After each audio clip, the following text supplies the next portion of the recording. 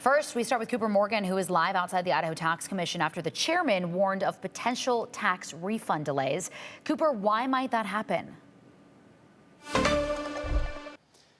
Well, Morgan, that might happen because the JFAC is proposing 1 to 2% more budget cut for every state agency past what Governor Brad Little has already announced. And that he says that could mean that the Idaho State Tax Commission actually has to cut temporary seasonal workers.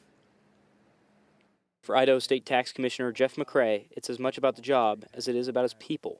Our employees are dedicated to doing a good job and a service to the state. And by having these conversations and these cuts, it puts pressure on them. McCrae is responding to proposed JFAC cuts on top of the 3% reduction Governor Brad Little already requested.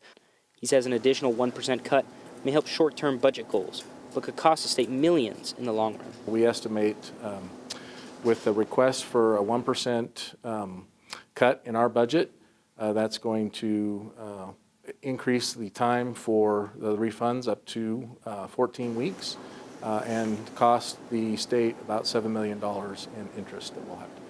The Tax Commission says the only real place to cut is temporary seasonal workers, the staff who help process returns during the tax season rush.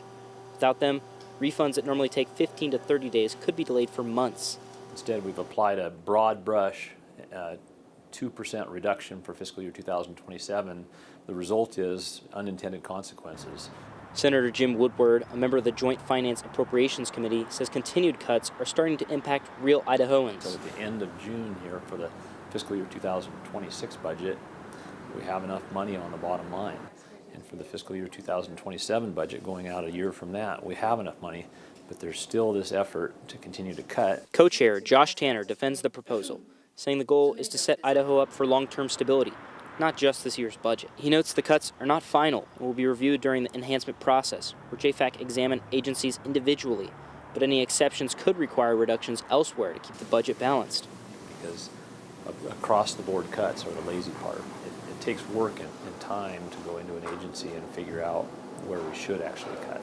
For McCrae, it's about doing the best he and his team can. I think it's important to acknowledge the work that our good folks at the Tax Commission do, and that should be acknowledged by giving us the funding necessary to do our jobs with excellence.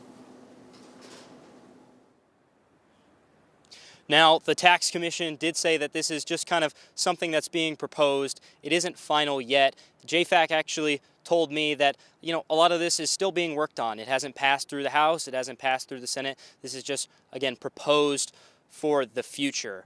But that's all from here. Cooper, thank you. Yeah, that budget battle is still looming large there in the State House.